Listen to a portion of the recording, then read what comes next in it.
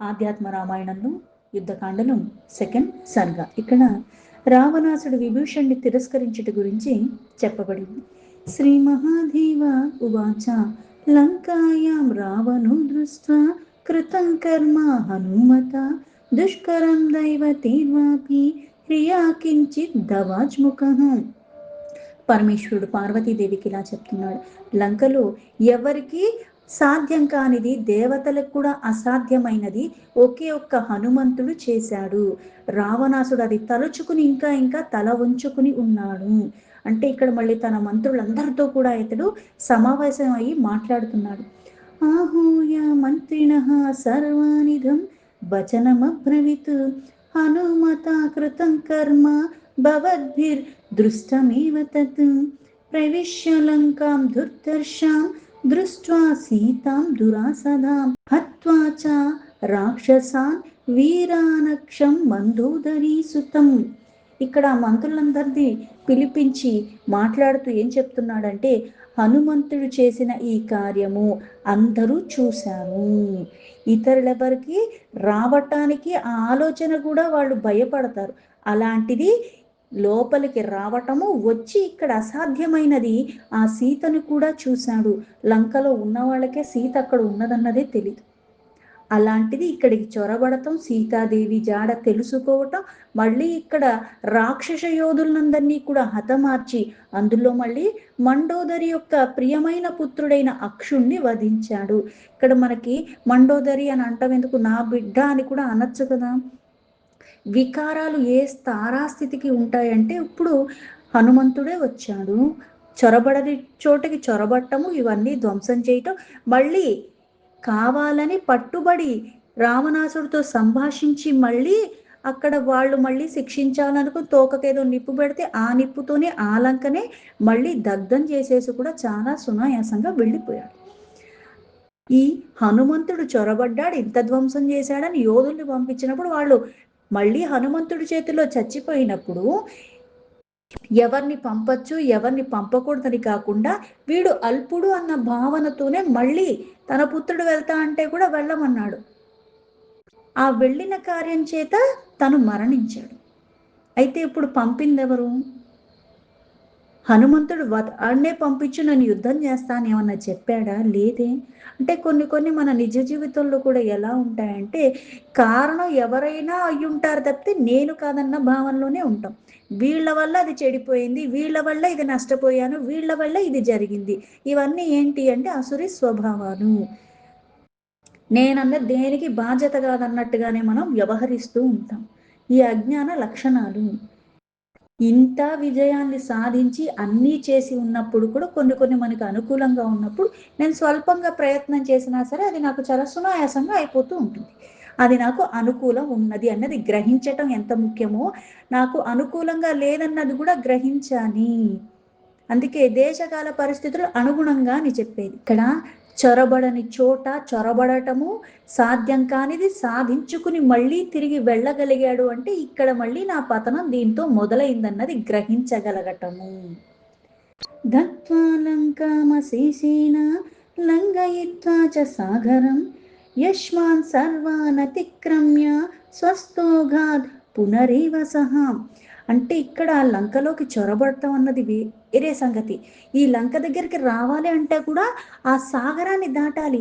అటువంటి సాగరాన్ని దాటాడు, ఇందులోకి చొరబడ్డాడు, మళ్ళీ లంకాపురాన్నే కాల్చివేశాడు. మీరందరూ నాకు ఒక లెక్కయా అని చాటి చెప్తున్నట్టుగా అందరినీ తిరస్కరించి తిరిగి మళ్ళీ చాలా సునాయాసంగా సులభంగా మళ్ళీ వచ్చిన మార్గాన్ని తిరిగి వెళ్ళిపోయాడు. కర్తవ్యామితో అస్మాభిర్ యూయం మంత్ర విశారదాః మంత్రయత్వం ప్రయత్నేన యత్కృతం మే హితం భవేత్. ప్రయత్నపూర్వకంగా ఏది చేస్తే నాకు హితం కలుగుతుందో అది కర్తవ్యంగా భావించి అది చెయ్యండి. ఈ మంత్రులందరూ కూడా కలిసి ఆలోచించుకుని ఆ కర్తవ్యాన్ని అమలుపరచండి అన్నాడు. ఏంటి ఇప్పుడు ఏది మేలంటే, దూతగా వచ్చాడు, దూతగా మళ్ళీ చెప్పవలసింది చెప్పి వెళ్ళిపోయాడు. ఇప్పుడు వెళ్ళిపోయాడంటే ఏమవుతుంది, మళ్ళీ రామ సేన అందరూ కలిసి మళ్ళీ యుద్ధానికి వస్తారు. ఇప్పుడు ఏం చెయ్యాలి అంటే ఇక్కడ సీతను తీసుకొచ్చిన కారణంగా ఇంత జరుగుతుంది, సీతను మళ్ళీ పంపించే ఉద్దేశం లేదు, యుద్ధానికి సిద్ధపడండి అని చెప్పాడు. రావణస్య వచః శ్రుత్వా రాక్షసాస్తా మధాబ్రువన్ దేవశంకా కుతో రామత్తవ లోకజీతోరని. ఇలా రావణాసుడు పలికి ఊరుకుంటే ఆ మాటలు విని ఆ మంత్రులందరూ కూడా మళ్ళీ అతనితో ఇలా అంటున్నారు. అందుకే ముఖ్యంగా ఏం చెప్తారు, నీ చుట్టుపక్కల ఎవరున్నారన్నది చాలా ప్రధానము.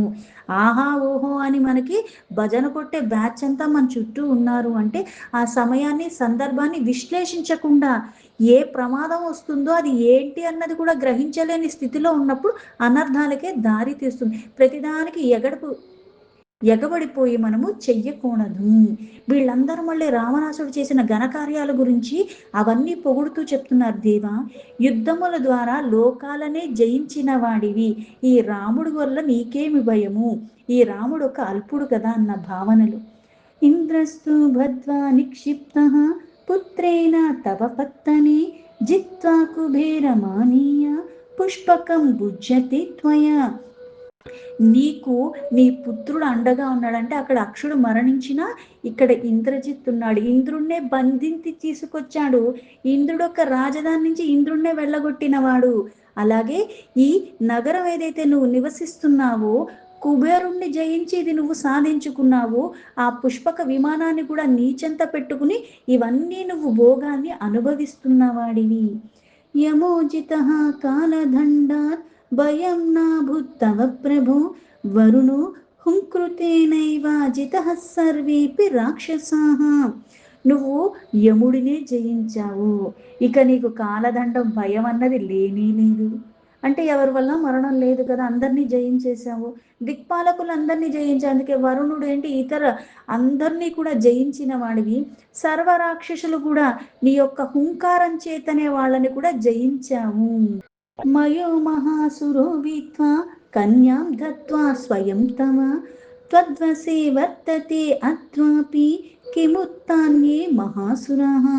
మహాసురుడైన మయుడే నీకు భయపడిపోయి తన కుమార్తెని ఇష్టంగా స్వయంగా నీకే సమర్పించుకున్నాడు, నీ వశంలో ఉన్నాడు. ఆయనే నీ వశంలో ఉన్నాక ఇంకా వేరే సురుల గురించి చెప్పవలసింది ఏముంది. మద్దర్శనం ఎత్తు తదవజ్ఞాన కృతం జనః వానరోయం కిమస్మాకమస్మిన్ పరుష దర్శని. ఇప్పుడు పైగా హనుమంతుడు చేసింది ఏదో పెద్ద ఘనకార్యం, వాడేదో అంత గొప్పవాడని ఏమి అనుకోక్కర్లేదు. ఇది మేమంతా కూడా అతన్ని ఉపేక్షించాము, ఎందుకంటే కేవలం వానరుడే కదా అని మా పౌరుషాన్ని మా శక్తిని అంతా కూడా మేము ప్రదర్శించలేదు. ఇత్యుపేక్షితామస్మాభిః దర్శనం తేన కిం భవేత్ వయం ప్రమత్తాః కిం తేన వంచితాః స్మో హనుమత. ఇలా మేము ఊరుకున్న కారణంగా అది అదునుగా చూసుకుని ఆ హనుమంతుడు మమ్మల్ని వంచించి ఇలా చేశాడు, అంతేగాని ఆ పరాభవం వల్ల జరిగిందేమీ లేదు, మనకు ఒరిగింది కూడా ఏమీ లేదు. జానీమో యది తం సర్వే కథం జీవన్ గమిష్యతి ఆజ్ఞాపయ జగత్కృత్సంన వానర మమానుషం. వాని సంగతి మాకు ముందే తెలిసి ఉంటే అతడు ప్రాణాలతో తిరిగి వెళ్ళలేకపోయేవాడు, అందుకని ఇప్పుడు మాకు ఆజ్ఞాపించండి, ఇప్పుడు మా కర్తవ్యం ఏంటి, ఇప్పుడు మేము ఏం చెయ్యాలి అని. కృత్వా యాస్యామహే సర్వే ప్రత్యేకం వా నియోజయ కుంభకర్ణస్తదప్రాహ రావణం రాక్షసేశ్వరం. ఈ సమర్థతలు వినియోగించకుండా ఉన్న కారణంగా ఇంత చేసి వెళ్ళగలిగాడు. ఇప్పుడు సకల జగత్తుని, ఆ వానరుని, ఆ నరులని అందరినీ కూడా ఓడించి తిరిగి వద్దాము, అందరినీ ప్రత్యేకంగా మనం కొంతమందిని నియోగిద్దాము అని వీళ్ళందరూ చెప్పిన తర్వాత కుంభకర్ణుడు మళ్ళీ ఆ రాక్షస రాజైన రావణాసుడితో ఇలా చెప్తున్నాడు. ఆరబ్ధం యత్మయా కర్మ స్వాత్మానాశాయ కేవలం నా దృష్టోసి తథా బాధ్యత్వం రామేణ మహాత్మన. అన్న, నీ చేత జరిగిన ఈ కర్మాచరణము కేవలము నీ సర్వనాశనం కొరకే సుమా. నీ అదృష్టమేమనగా సీతా అపహరణ సమయంలో ఆ మహాత్ముడైన రాముడి కంట నువ్వు పడలేదు. యది పశ్యతి రామస్త్వాం జీవన్నాయాసి రామన రామో నా మానుషో దేవ సాక్షాత్ నారాయణో అవ్యయ. ఓ రావణ, రాముడు నిన్ను గనక ఆ సమయంలో చూసి ఉంటే నీ ప్రాణాలు అక్కడే వెళ్ళిపోయాయి, నువ్వు మళ్ళీ తిరిగి వచ్చేవాడివే కావు. రాముడు మానవుడు మాత్రం కాదు, సాక్షాత్తు ఆ నారాయణుడే అవ్యయుడు.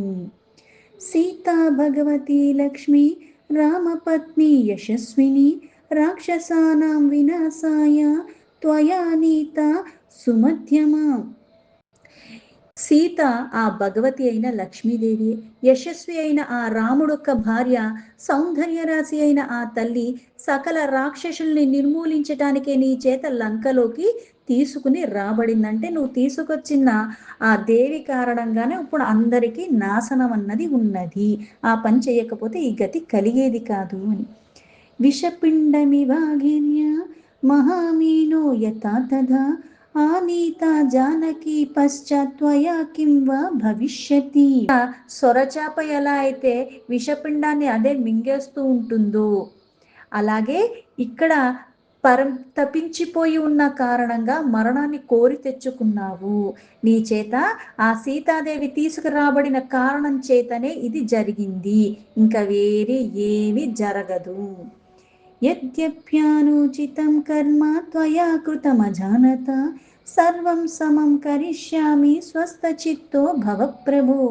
కుంభకర్ణ వచః శ్రుత్వా వాక్యామింద్రజిత బ్రవీత్ దేహి దేవా మము జ్ఞానం హత్వా రామం సలక్ష్మణం సుగ్రీవం వానరశ్చైవ పునర్యాస్యామి తే అంకితం.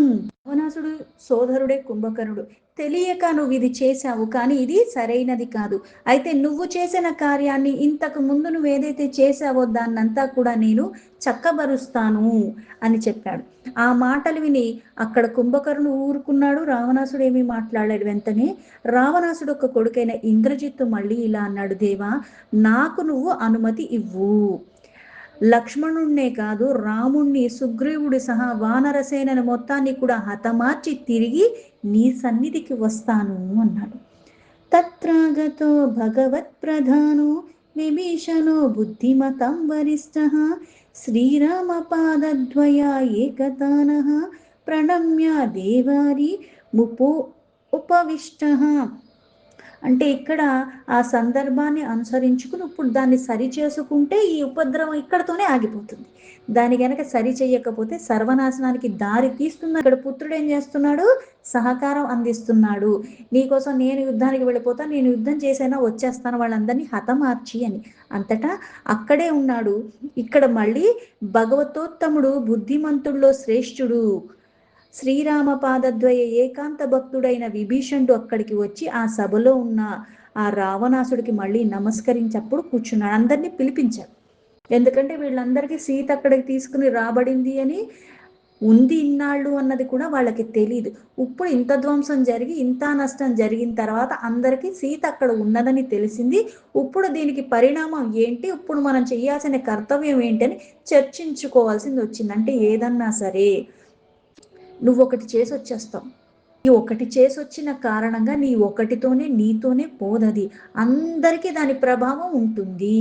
అందుకే ఇప్పుడు సాధారణంగా మనకి లౌకికంగా కూడా ఏం చెప్తారు, అటేడు తరాలు ఇటేడు తరాలు, నేను చేసింది నాతోనే పోదు, నా ముందు వాళ్ళకి నా తర్వాత తరాల వాళ్ళకు కూడా ఎలా అయితే ఉంటుందో అలాగే నేను చేసింది, నేను ఇక్కడ ఏకో నారాయణలాగా ఒకటి కాదు కదా, చుట్టూ కొన్ని ఉన్నాయి, వాళ్ళందరికీ కూడా ఆ ప్రభావం ఉంటుంది, మంచైనా చెడైనా సరే.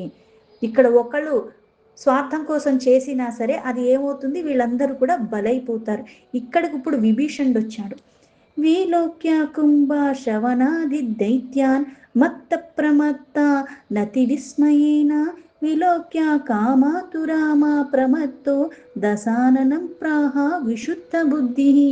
తర్వాత మధోన్మత్తులై ఉన్న కుంభకర్ణాది దైత్య వీరులు ఇలా విస్మయంతో చూస్తూ తర్వాత కామంలో ఉన్నాడు ఆ దశానుడైన రావణాసుడు. అంటే నిర్మల బుద్ధి కలిగిన వాడు ఇక్కడ ఉన్నవాడు ఒక్కడే, అందరికీ ఉంటుంది కానీ ఇక్కడ విశుద్ధ బుద్ధి అన్నారు.